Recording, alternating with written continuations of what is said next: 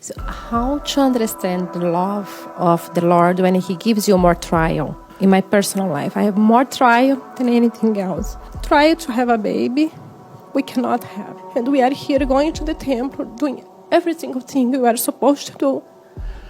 How to understand that? Okay, you're falling into a trap that I want everybody in this room to avoid. And that is, God must not love me if I suffer. I must be being penalized if I suffer. Can you see the danger of thinking that way?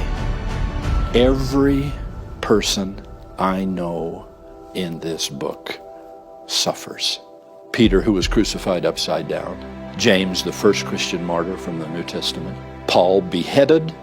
Now, does God like Peter and James and John and Paul and Isaiah and Ezekiel and Jeremiah and Daniel, prophets of captivity, prophets of persecution, prophets of trouble and trials of every kind, who suffered more than anyone in time or eternity that we know of?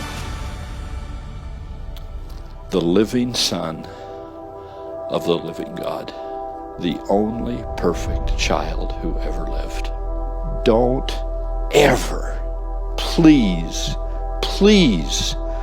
do not fall victim to the temptation to say, well, I guess God doesn't love me. Because what on earth would that say about His love for His only begotten Son? These are times for faith. These are times for perseverance. Life is filled with times of trouble.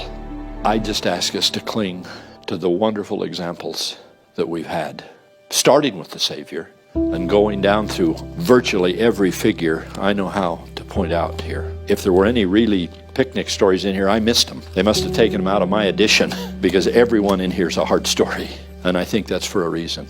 That somehow, and this is the part that I don't fully understand, and I don't ask you to just blissfully accept it and glide out of the room, but there is something at work in suffering that is exalting. Now, that is not news anybody particularly wants to hear today, but I think it somehow must be doctrinal, that suffering is exalting. I don't know whether that's because it makes us more patient with others. Does it make us more sympathetic with other people who've got troubles? Is it part of the expanding of our heart to where we're not smug and we're not self-centered and we're not trivial? I don't know. I think it's probably all of that. But it is hard to read these, and it is impossible to read the life of the Savior without coming to the conclusion that suffering somehow is preparatory to exaltation. So hang on and say your prayers and trust in the Lord and lean against that pillar and know from Elder Holland, as a promise to you apostolically today, that it'll never be removed, and someday, somewhere, sometime you'll have more children than you know what to do with.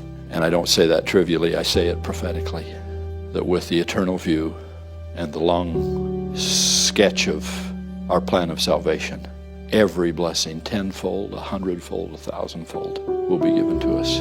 But I think probably only when we've worked off our rough edges and been ready to receive it.